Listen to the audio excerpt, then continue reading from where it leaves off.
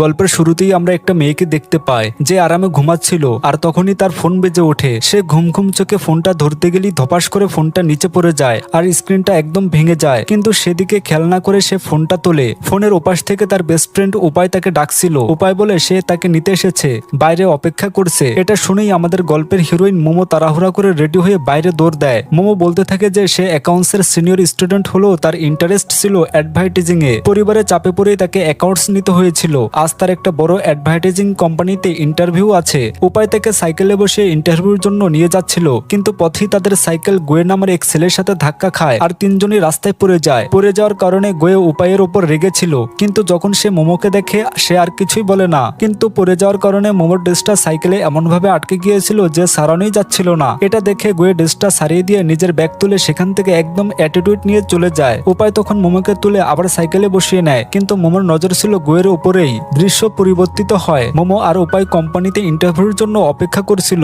তখনই উপায়ের বন্ধুরা তাকে গেম খেলার জন্য ফোন করে। উপায়ের তো এটা পুরনো অভ্যাস। বন্ধুর অনেক রিকোয়েস্টের পর সে মোমোর কাছে পারমিশন নিতে যায়। মোমো জানে যে উপায় এমনই, মোমোর এখন তাকে দরকার, কিন্তু সে যাবে গেম খেলতে। উপায় সবসময় এমনই করে, তাই সে তাকে যেতে দেয়। অন্যদিকে গোয়ের আজ একটা খুবই ইম্পর্টেন্ট এক্সাম ছিল। এই এক্সাম পাস করতে পারলেই সে তার ফেভারিট প্রফেসরের ক্লাসে সুযোগ পাবে, যেখানে পড়ার জন্য সবাই উৎসুক থাকে। কিন্তু এক্সামের আগে ব্যাগ খুলতেই সে পুরো শক, কারণ ব্যাগের ভিতরে ছিল দুটো স্যানিটারি প্যাডের প্যাকেট। আর তখনই তার মনে পড়ে মোমোর সাথে ধাক্কা লাগার সময় তাদের ব্যাগ এক্সচেঞ্জ হয়ে গেছে। গোয়ের নিজের অ্যাডমিট কার্ড তো তার ব্যাগে। এখন অ্যাডমিট কার্ড দেখতে না পারায় তাকে আর এক্সাম দিতে দেওয়া হয় না। এদিকে মোমোর ইন্টারভিউ চলছিল। কোম্পানির লোকেরা তার কাছে তার কাজের কিছু স্যাম্পল দেখতে চায়, কিন্তু স্যাম্পল দেখানোর জন্য ব্যাগ খুলতেই তার মাথায় হাত, কারণ তার কাছে চলে এসেছিল গোয়ের ব্যাগ, যেখানে কোনো স্যাম্পল বা ডকুমেন্ট ছিল না। কোম্পানির লোকেরা ভাবে মেয়েটা খুবই কেয়ারলেস, তাই মোমোকেও ইন্টারভিউ থেকে রিজেক্ট করে দেওয়া হয়। গোয়ের কাছে থাকা মোমোর ফোনে উপায় কল করে আর পুরো ব্যাপারটা জানতে পারে। উপায় তখন তাদের দুজনকে একসাথে বসে আলাপ করিয়ে দেয়। আর তখনই আমরা জানতে পারি যে গোয়ে একজন জিনিয়াস এবং উপায়ের রুমমেট। ব্যাগ এক্সচেঞ্জ করার পর গোয়ে তার জিনিসপত্র চেক করতে থাকে। এটা দেখে মোমো তার ব্যাগ চেক করে আর দেখে যে তার স্যানিটারি প্যাডের প্যাকেটটা নেই। সে রেগে গিয়ে গোয়েকে জিজ্ঞাসা করে ওই প্যাকেটগুলো কোথায়। এটা শুনে গোয়ে তো লজ্জায় লাল। সে বলে ওটা দিয়ে আমি কি করব। মোমো তাকে ওটা ফেরত দিতে বলে সেখান থেকে চলে যায়। এরপর মোমো যখন তার রুমে ফেরে সে খুব খুশি ছিল। তার বান্ধবী তাকে জিজ্ঞাসা করে সে আজ এত খুশি কেন। মোমো বলে আজ তার একজন অ্যাঞ্জেলের মতো ছেলের সাথে দেখা হয়েছে। পরের সিনে আমরা মোমোকে তার ক্লাসে দেখি, যেখানে হঠাৎ করে সব কম্পিউটার বন্ধ হয়ে যায়, তাই টেকনিশিয়ানকে ডাকা হয়। কিন্তু তার আসার আগেই গোয়ে সেখানে এসে সব কম্পিউটার ঠিক করে দেয়। ক্লাসের সব মেয়েরা তার উপর ফিদা খেয়ে যায়। এমনিতেই দেখতে হ্যান্ডসাম, তার উপর কাজগুলো করে ওয়াসাম। গোয়ে এরপর সায়েন্স ক্লাসে যায়, যেখানে প্রফেসর তাকে এক্সাম না দেওয়ার জন্য বকাবকি করছিলেন। কিন্তু প্রফেসর তাকে আরেকবার সুযোগ দিতে চাইলেও গোয়ে পরিষ্কার বলে দেয় যে সে আর এক্সাম দিতে চায় না। দৃশ্য পরিবর্তিত হয়। মোমো উপায়কে জানায় যে সে আরেকটি কোম্পানিতে ইন্টারভিউর জন্য ডাক পেয়েছে। উপায় কথা দেয় যে এবার সে অবশ্যই তার সাথে যাবে। এটা শুনে মোমো খুব খুশি হয়। পথে সে তার ভাঙা ফোনে স্ক্রিন ঠিক করার জন্য কলেজের টেকনিক্যাল শপে যায়, আর সেখানে একই সময় গোয়েও আসে তার ফোন ঠিক করাতে। শপের মেয়েটি জানায় যে তার একটু টাইম লাগবে, কিন্তু গোয়ে বলে তুমি শুধু ইকুইপমেন্টস দাও, আমি নিজে ঠিক করে নিব। এই বলে সে খুব সহজেই নিজের ফোনটা ঠিক করে ফেলে, যা দেখে মোমো তো পুরো অবাক হয়ে যায়। কিন্তু গোয়ে মোমোর ফোনটা ঠিক করিয়ে দিয়ে আরো অবাক করে দেয়। শপের মেয়েটি তো গোয়ের উপর পুরো ইমপ্রেসড হয়ে তার নাম্বার চেয়ে বসে, কিন্তু গোয়ে তাকে পাত্তা না দিয়ে চলে যায়। পরের দিন মোমো ইন্টারভিউর জন্য বাস স্ট্যান্ডে উপায়ের জন্য অপেক্ষা করছিল, কিন্তু উপায়ের কোনো রিপ্লাই নেই। তার কেয়ারলেস স্বভাবটা আর ঠিক হলো না। মোমো আর কি করবে, বাধ্য হয়ে একাই সে কোম্পানির দিকে হাঁটতে থাকে। রাস্তাটা ছিল একদম শুনশান। হঠাৎ কিছু ছিনতাইকারী তার উপর হামলা করে ব্যাগ ছিনিয়ে নিয়ে চলে যায়। মোমো খুব ভয় পেয়ে গিয়েছিল। হাতাহাতিতে সে ব্যথাও পেয়েছিল, আবার তার কাছে ফেরার মতো টাকাও ছিল না। সে কোনোভাবে উপায়কে ফোন করে, কিন্তু ফোনটা তোলে গোয়ে। মোমো তাকে উপায়কে পাঠানোর কথা বলতেই তার ফোন সুইচ অফ হয়ে যায়। গোয়ে বুঝতে পারে যে মোমো কোনো বিপদে পড়েছে, তাই সে নিজেই মোমোকে খুঁজতে বেরিয়ে পড়ে। অনেক খোঁজার পর গোয়ে মোমোকে দেখতে পায়। এখন মোমোকে ওই অবস্থায় দেখে গোয়ে তাকে একটা ট্যাক্সিতে বসায়। সে নিজের টিস্যু বের করে মোমোর ক্ষত পরিষ্কার করতে থাকে। গোয়ে তো সায়েন্সের স্টুডেন্ট। সে মোমোকে এমন সব কথা বলে যে মোমো ঘাবড়ে যায়। গোয়ে বলে ব্যাকটেরিয়া তার হাতে ঢুকে গেলে নাকি তার হাতটাই কেটে ফেলতে হবে। এসব শুনে মোমো তো ভয়ে শেষ। এরপর হসপিটালে পৌঁছে গোয়ে মোমোর জন্য হুইলচেয়ার নিয়ে আসে। মোমোর অতটা আঘাত না লাগলেও গোয়ে তাকে জোর করে হুইলচেয়ারে বসে ডাক্তারের কাছে নিয়ে যায়। ডাক্তার হুইলচেয়ারে মোমোকে দেখে ভাবেন খুব সিরিয়াস কিছু একটা হয়েছে, কিন্তু সবটা শোনার পর তিনি হেসে বলেন মনে হচ্ছে তোমার বয়ফ্রেন্ড তোমার খুব খেয়াল রাখে। এই কথা শুনে মোমো লজ্জা পেয়ে হাসতে থাকে। ততক্ষণে বাইরেও উপায় চলে আসে আর মোমোর কাছে সরি বলতে থাকে। এরপর আমরা একটা পাস্ট সিন দেখি, যেখানে গোয়ে মোমোর জন্য স্যানিটারি প্যাড কিনতে দোকানে গিয়েছিল, কিন্তু লজ্জায় কিনতে না পেরে ফিরে আসে। দৃশ্য পরিবর্তিত হয়। মোমো তার বন্ধুদের সাথে তার অ্যাঞ্জেল বয়কে নিয়ে গল্প করছিল, কিন্তু তার নাম বলছিল না। অন্যদিকে গুয়ে যখন ল্যাবে কাজ করছিল তখন প্রফেসর জ্যাং আবার তার সাথে কথা বলতে আসেন, কিন্তু গুয়ে তাকে পাত্তা দেয় না। সিন চেঞ্জ হয়, দেখা যায় মোমো উপায়কে বাস্কেটবল খেলতে দেখছে আর তাদের পুরনো দিনের কথা মনে করছে। উপায় তাকে বলছিল যে স্কুল শেষ হলে তারা সবসময় একসাথে থাকবে, কিন্তু এখন কি হচ্ছে। এরপর মোমো উপায়কে তার পরের ইন্টারভিউর কথা জানালে উপায় বলে যে তার ম্যাচ আছে তাই সে যেতে পারবে না। এটা বলে সে মনে মনে হাসে, কারণ তার মাথায় অন্য প্ল্যান চলছিল। এরপর দেখা যায় ইন্টারভিউতে যাওয়ার জন্য মোমো যখন বাস স্ট্যান্ডে বসেছিল তখন সেখানে গোয়ে আসে। আসলে উপায় তাকে মোমোর সাথে যাওয়ার জন্য জোর করে পাঠিয়েছিল, তাই গোয়ে আসতে বাধ্য হয়। বাসে গোয়ে মোমোর পাশে না বসে পেছনে বসে, কিন্তু পরের স্টপে প্রফেসর জ্যাংকে বাসে উঠতে দেখে সে তাড়াতাড়ি মোমোর পাশে এসে বসে আর তার একটা ইয়ারফোন কানে লাগিয়ে নেয়। প্রফেসর জ্যাং যখন তার সাথে কথা বলতে আসেন তখন গোয়ে বলে, প্লিজ আমাকে ডিস্টার্ব করবেন না, আমি এখন রিলেশনশিপে আছি। এই কথা শুনে মোমো তো পুরো শক, কিন্তু সেও গোয়ের কথায় তাল মিলায়। এরপর প্রফেসর বাস থেকে নেমে যাওয়ার পর মোমো বুঝতে পারে যে তার জন্য গোয়ে এক্সাম দিতে পারেনি। ইন্টারভিউর পর তারা একসাথে রেস্টুরেন্টে খেতে যায়, যেখানে গোয়ে বাচ্চাদের সাথে লাট্টু খেলতে শুরু করে আর বেচারা খেলতে গিয়ে হেরে যায়। তার মন খারাপ দেখে মোমো তাকে চিয়ার আপ করার চেষ্টা করে। রাতে উপায় গোয়েকে জিজ্ঞাসা করে, তোর কি মনে হয় না মোমো খুব সুন্দর? এই কথায় গোয়ে কিছুক্ষণের জন্য একটা অদ্ভুত ভাবনায় পড়ে যায়, কিন্তু উত্তরে বলে যে সে খেয়াল করেনি। অন্যদিকে মোমো তার বন্ধুদের কাছে গোয়ের কথা বলতেই সবাই অবাক হয়ে যায়, কারণ গোয়ে পড়াশোনার জন্য কলেজে খুবই ফেমাস ছিল। এটা জানার পর মোমো প্রফেসর জ্যাং এর কাছে গিয়ে সব খুলে বলে। প্রফেসর তখন গোয়েকে আরেকটা সুযোগ দিয়ে তাকে সলভ করার জন্য কিছু কঠিন ইকুয়েশন দেন। মোমো সেই পেপারগুলো নিয়ে গোয়ের কাছে যায় আর চালাকি করে এমন ভাবে কথা বলে যেন তার ইগোতে আঘাত লাগে। মোমো তার ইগোতে আঘাত দিয়ে বলে, প্রফেসর জ্যাং মনে করেন যে তুমি এই ইকুয়েশন সলভ করতে পারবে না, ব্যাস আর কি। গোয়ে রেগে গিয়ে পেপারটা নিয়ে সলভ করতে বসে যায়। অনেক চেষ্টার পর রাতে সেই ইকুয়েশনটা সলভ করে ফেলে। এরপর দেখা যায় মোমো উপায় আর গোয়ে একসাথে খেতে গিয়েছে, কিন্তু সেখানেও উপায় শুধু ফোনেই ব্যস্ত ছিল। এটা দেখে মোমো রেগে অনেক ড্রিঙ্ক করে ফেলে আর মাতাল হয়ে উপায়কে স্বার্থপর বলে কাঁদতে কাঁদতে সেখান থেকে চলে যায়। উপায়েরও খুব খারাপ লাগে। গোয়ে তখন উপায়কে বলে, আমার মনে হয় তুমি মোমোর ফিলিংস বুঝতে পারছো না, যদি তুমি ওকে শুধু বন্ধুই ভাবো তাহলে তুমি জেনে বুঝে ওর ফিলিংস ইগনোর করছো। এই বলে গোয়েও চলে যায়। উপায় তখন পুরনো দিনের কথা ভাবতে থাকে, যখন সে শুধু ক্লাসের মেয়েদের ইমপ্রেস করার জন্য মোমোকে বেস্ট ফ্রেন্ড বানিয়েছিল আর মোমো এটা জানতে পেরে তার সাথে কথা বলা বন্ধ করে দিয়েছিল। পরের দিন সকালে মোমোর কাছে একটা ফোন আসে। সে জানতে পারে যে কোম্পানিতে সে ইন্টারভিউ দিয়েছিল সেখানে তার জব কনফার্ম হয়ে গেছে।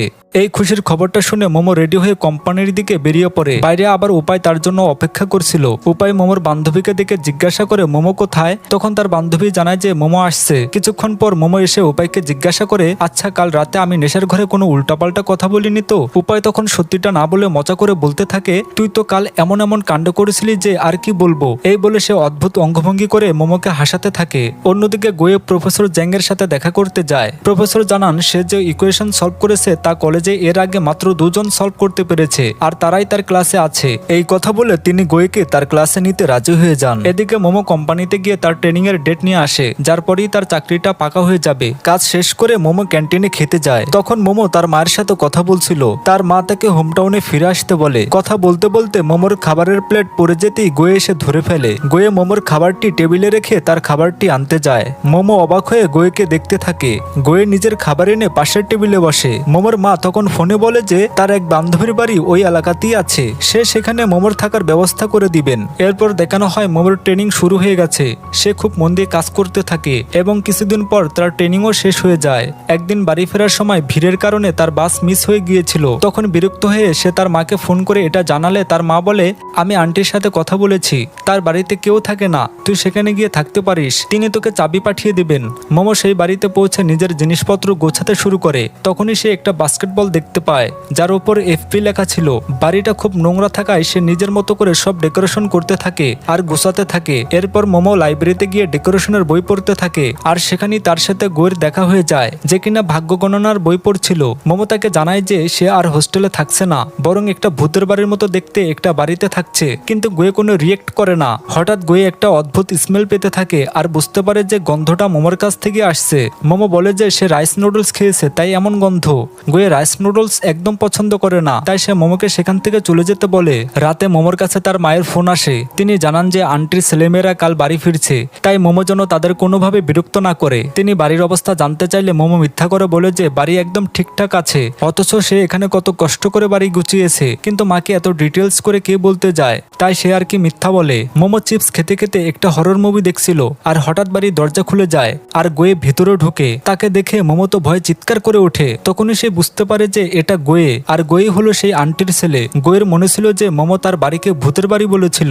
সে মোমোকে এ বিষয়ে জিজ্ঞাসা করে আর বাড়ির নোংরা অবস্থা দেখে রেগে গিয়ে সব পরিষ্কার করতে বলে। মোমো প্রথমে রাজি না হলেও পরে দুজনে মিলে বাড়ির পরিষ্কার করতে শুরু করে। পরিষ্কার করতে করতে তাদের দুজনের শরীর থেকে রাইস নুডলসের গন্ধ বেরোতে থাকে, তাই তারা গোসল করার সিদ্ধান্ত নেয়। গোয়ে আগে ওয়াশরুমে যায়। মোমো তখন বাইরে শুকোতে দেওয়া তার আন্ডারগার্মেন্টস দেখতে পেয়ে তাড়াতাড়ি সবগুলো তুলে নেয়। ওয়াশরুমে গোয়ে যখন গোসল করছিল তখন সে ট্যাবের মধ্যে কিছু একটা দেখতে পায়। সে মোমোর ব্রাশ দিয়ে সেটা পরিষ্কার করতে গিয়ে বুঝতে পারে এগুলো মোমোর আন্ডারগার্মেন্টস। সে লজ্জা পেয়ে বাইরে এসে মোমোকে জিজ্ঞাসা করে, তোমার কাছে কি একটাই ব্রাশ ছিল? মোমো হ্যাঁ বলে ওয়াশরুমে চলে যায়, কিন্তু ভেতরে গিয়ে দেখে যে গোয়ে তার ব্রাশটা ব্যবহার করেছে। এই জন্য সে রেগে গিয়ে গোয়ের ব্যাগ থেকে অনেকগুলো নতুন ব্রাশ নিয়ে নেয়। রাতে মোমো তার মাকে ফোন করে বলে যে সে কালই হোস্টেলে ফিরে যাবে। অন্যদিকে গোয়েও তার মাকে ফোন করে অভিযোগ করে যে তার জানানো উচিত ছিল বাড়িতে একটা মেয়ে থাকছে। তার মা হেসে বলেন, এতে এমন কি হয়েছে? তুই তো এমনিতেও মেয়েদের পছন্দ করিস না। গোয়ে আর কিছু না বলে ঘুমাতে চলে যায়, কিন্তু তার ঘুম আসছিল না। সে মোমোর দরজায় নক করে বলে যে তার শুধু নিজের বিছানাতেই ঘুম আসে।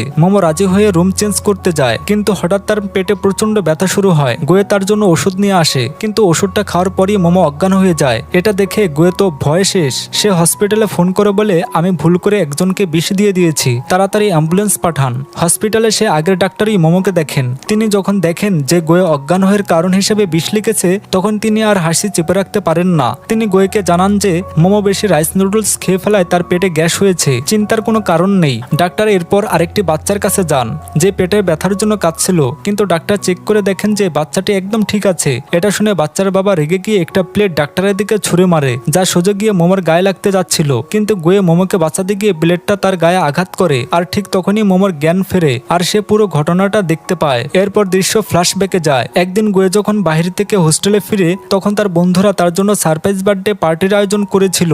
উপায় তাকে সেই দিন সেই এফবি লেখা বাস্কেটবলটা গিফট করেছিল। বর্তমান দেশে গোয়ে মোমোর জন্য স্যুপ নিয়ে আসে। উপায়ও খবর পেয়ে হসপিটালে চলে আসে। গোয়ে জানায় সে মোমোকে অফিসের কাছেই পেয়েছে। উপায় তখন গোয়েকে থ্যাংক ইউ বলে মোমোকে নিয়ে চলে যায়। পথে সেই ডাক্তারের সাথে আবার দেখা হয়। ডাক্তার মোমোকে নিজের খেয়াল রাখতে বলেন এবং একটু হাসতে হাসতে একটু বাড়তি করে বলেন, তোমার বয়ফ্রেন্ডের খেয়াল রাখো, তোমার কিছু হলে ও আবার পাগল হয়ে যাবে। উপায় একথা শুনে তো অবাক। মোমো তখন কোনো মতে পরিস্থিতি সামাল দিয়ে উপায়কে বলে যে ডাক্তারের ভুল বোঝাবুঝি হয়েছে। এরপর হোস্টেলের বাইরে মোমোকে ছেড়ে আসার সময় উপায়ের সাথে মোমোর বান্ধবীর দেখা হয়। সে জানায় যে মোমো তো অনেকদিন ধরেই হোস্টেলে থাকছে না। উপায় একথা শুনে একদম শকড। অন্যদিকে গোয়ে তার এক সিনিয়রের ভুল উত্তরগুলো কেটে পেন্সিল দিয়ে সঠিক উত্তর লিখে জমা দেয়। প্রফেসর জ্যাং তার এই কাজে খুব ইমপ্রেস হন। গোয়ে তখন নিজের বাড়িতেই থাকবে বলে হোস্টেল থেকে সব জিনিসপত্র প্যাক করতে থাকে। মোমো তাকে মেসেজ করে তার বাড়ির জিনিসপত্র ফেরত চায় যাতে গোয়ে আবার হোস্টেলে যায়, কিন্তু গোয়ে ইচ্ছে করে রিপ্লাই দেয় না। কিছুক্ষণ পর সে মোমোকে বাইরে ডাকে। তারা একসাথে গোয়ের বাড়ির দিকে যেতে থাকে আর উপায় তাদের পিছু নেয়। উপায় যখন দেখে যে মোমো আর গোয়ে এক বাড়িতেই থাকছে,